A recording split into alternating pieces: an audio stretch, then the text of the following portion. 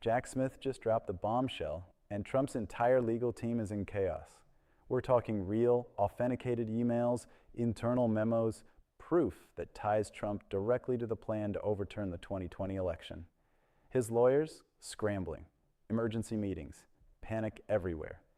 Even conservative analysts are saying this evidence is irrefutable and could destroy Trump's entire defense. For years, he's dodged every bullet, but this time, it's different. The walls are closing in, and the fallout could shatter what's left of his power. Jack Smith just exposed everything, and what happens next could change American democracy forever. We're learning more about how special counsel Jack Smith is trying to prosecute his election subversion case over former President Donald Trump, even after the Supreme Court ruled presidents have broad immunity for actions they took while in office. National correspondent Atra El-Nashar shows us the evidence a judge just made public. Special counsel Jack Smith laying out his case that former President Trump was acting as a candidate, not a president, when he allegedly tried to subvert the results of the 2020 election. And therefore, Smith says, must stand trial for his private crimes as would any other citizen. U.S. District Court Judge Tanya Chutkan has to assess whether Trump's actions were part of his official duties or not, after the Supreme Court partially sided with Trump's argument that... I want to open with something that isn't partisan at all. In a constitutional republic, the office doesn't erase the law. The law limits the office. You feel that in your gut. If the rules only bind the powerless, they're not rules, they're theater. Tonight, the filings now on the public record show special counsel Jack Smith methodically pressing that basic truth, step by step, through dates, documents, and decisions that don't care about slogans. Here's our footing. This is a federal case about subverting an election. Not about punishing speech, not about criminalizing complaints. It's about using levers of influence and proximity to power to warp a constitutional process after courts had already spoken.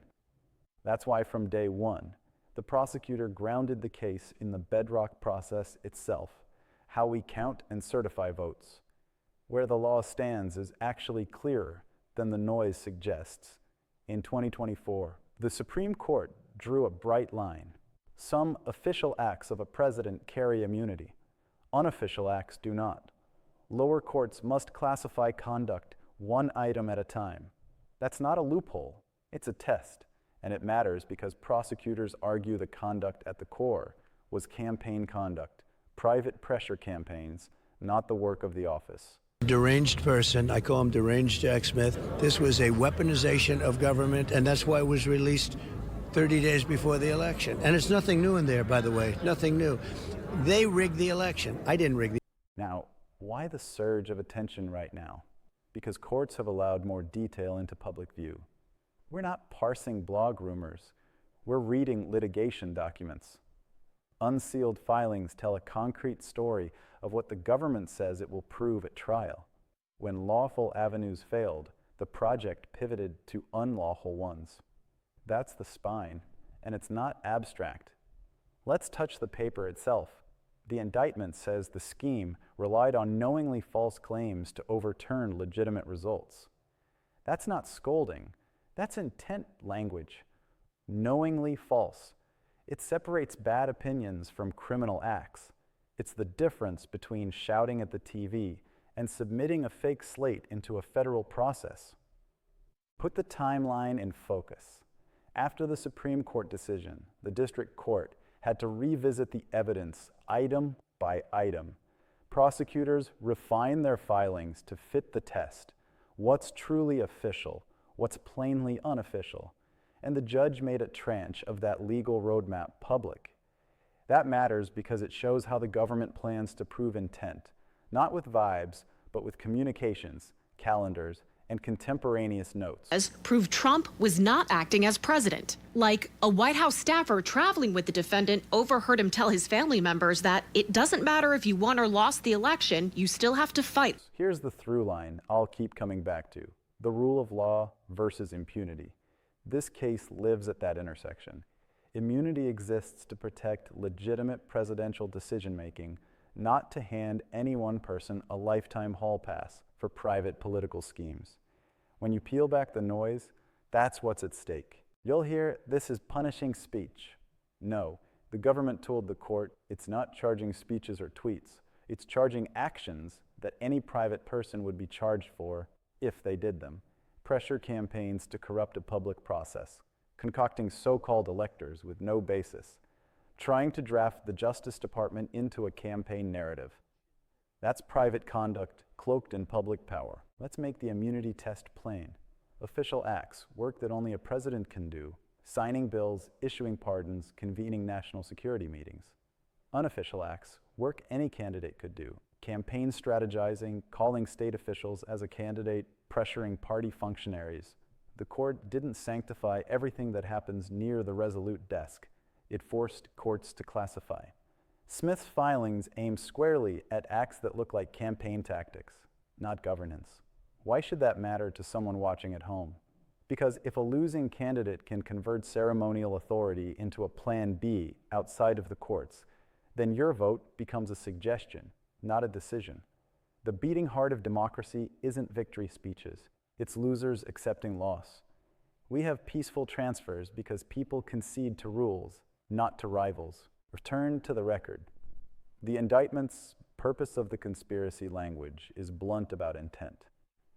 And a grand jury, ordinary citizens, approved it. That's a civic process we should all be protective of, regardless of party. The cudgel here isn't the prosecutor's press conference. It's the documentary trail and the citizen's decision that there's enough to try. If you've tracked the last decade, you recognize the defensive playbook. Create fog, flood the zone, accuse every umpire of bias, then insist accountability equals persecution. But records under penalty of perjury don't scare easily. They list who wrote what, who received it, and when. Courts traffic in that, not nicknames. There's another civic truth under all of this. We all have the right to say things that turn out wrong. We do not have the right to fabricate a government function or file false instruments because we prefer a different outcome. The filings, the opinion, the indictment, they're all articulating that same boundary line. So where is the fight right now? In sorting the evidence along the court's categories? If a piece of conduct is truly official, it's excluded. If it's unofficial, it goes to a jury like any other case. That's not exotic. That's federal criminal procedure with a presidential wrinkle. And it tells you why Smith's team keeps spotlighting communications that look like campaign direction, not policy making. You will also hear that nothing is new. That's spin. What's new is how the legal frame tightened after 2024 and how the government adapted filings to that frame, with the court making a detailed narrative public.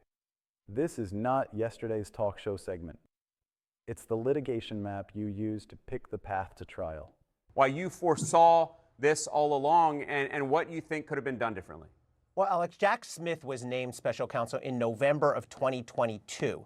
And so that gave him exactly 2 years to get this case all done before the 2024 election. Anyone who's ever practiced criminal law in federal court, as Michael and I have, knows there is no physical way that you can take a big complex case like this, get it thoroughly investigated, go through all the grand jury, get it indicted, go through over 10 million pages of discovery, deal with the immunity issue, which obviously was lingering out there and would have to go up to the Supreme Court and did, and get the case tried and get a verdict in a 2-year stretch. That is.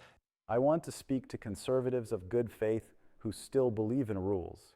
A republic needs a referee. If we accept the standard where power can manufacture outcomes post-loss, the next time it won't stop at pressure. It will escalate. If you love your Constitution, you don't want that precedent sitting around for your political opponents either. Guardrails cut both ways, or they don't exist. There's also a quieter cost that's easy to skip past: the people who run our elections. County workers, state staff, volunteers. When knowingly false claims are pumped into the machine, real people get targeted. Threats spread, lives are disrupted. That's not incidental. It's a direct byproduct of elevating a lie to a strategy. Accountability isn't revenge, It's a promise to future workers that the truth has a claim in this country. Zoom out to the pattern, over and over. The sequence repeats: deny, delay, distract, then accuse the system. But courts aren't Twitter. They assign deadlines, demand responses, compel production, and apply standards. That's why the immunity decision, while frustrating to some, is ultimately clarifying. It narrowed the field and forced everyone to play by rule-bound categories instead of vibes. There's a cultural temptation to treat this as just another chapter in the never-ending drama. Don't. The framers didn't write a constitution for perfect people. They wrote one to restrain ambition because ambition is normal. The restraint is the point. If we start interpreting every limit as a weapon, then the only thing left is whoever is willing to go the furthest. That ends badly for everyone. Let's bring the focus back to the practical. The district court still has to finalize the official-unofficial classifications. The parties will fight about admissibility of specific items. Some evidence will get chopped. That always happens. But the core question, whether enough private campaign-style conduct remains, will determine if a jury hears the case. If yes, then citizens will assess credibility and intent under instructions. That's the opposite of a show trial. It's the system working under stress. Today, an indictment was unsealed, charging Donald J. Trump with conspiring to defraud the United States, conspiring to disenfranchise voters, and conspiring and attempting to obstruct an official proceeding. The indictment was issued by a grand jury of citizens here in the District of Columbia, and it sets forth the crimes charged. And yes, you'll keep hearing that free speech forbids any criminal case touching politics. That is not the law. Speech that's part of a conspiracy to commit fraud or obstruct a federal proceeding doesn't hide behind the First Amendment. You can argue anything you want in public. You cannot submit fake documents, pressure officials to certify contrivances, or weaponize a government department for a campaign narrative. That's the line. In the background, there's also the political reality. Some voters who've been unwavering are starting to fracture at the edges. Not a collapse. Fractures. Doubt shows up first as questions about lawyers, then about strategy, then about facts. You can see it in the temperature of the discourse. That's what hard documents do over time. They grind down talking points. Let me be clear about what this show is and isn't doing. We're not predicting verdicts. We're not painting fantasies. We're reading the map the courts drew and the filings the parties submitted. And we're saying, this is the test. Here's how the government intends to meet it, and here's why that matters to your vote and your voice. I also want to address the fair concern about precedent. Some people worry, if prosecutors can charge a former president, won't that open the floodgates? The answer is, the floodgates have always been there. The restraint lives in careful standards and judicial oversight. If someone breaks the law, the presence of a title shouldn't be the shield. The real danger isn't equal application. It's selective immunity for those at the top. Back to the record, one more time. The words knowingly false are the fulcrum. They don't mean wrong in a casual sense. They mean the speaker knew at the time that the claim was not true and still deployed it to achieve an unlawful end. In normal life, that's how fraud cases work. In election cases, it's how you protect the public's process. The government will try to prove that knowledge with emails, memos, and direct statements. The defense will try to sow doubt about state of mind. That's the trial we're heading toward, if enough evidence survives the immunity filter. We're nearing the end, so let me circle back to the Supreme Court's instruction, because it's often misquoted. The court did not say presidents are immune from prosecution. It said there is immunity for core official acts, none for unofficial acts, and the hard work is classification. That hard work is happening now. When it's done, we'll have a narrowed, rule-compliant case, or we won't. That's the measure of legitimacy. So I'll end where we began, with a basic civic commitment. In America, Power is borrowed, not owned. It returns to the people through elections. And when someone tries to rewrite that return with private schemes, the law must answer. That's not vengeance, that's maintenance. It keeps your vote real, your voice intact, and your country a place where the office follows the law, not the other way around. If you tune out everything else, hold on to this. We are not spectators to palace intrigue. We are stakeholders in a system that only survives if the losers accept loss and the winners accept limits. No one gets a special pass because of a title. That's the promise. And tonight's filings, opinions, and rulings are the system renewing that promise under pressure. That's the through line. Rule of law over impunity. Guardrails, not excuses. Not because one man is hated or loved, but because one system must outlast all of us.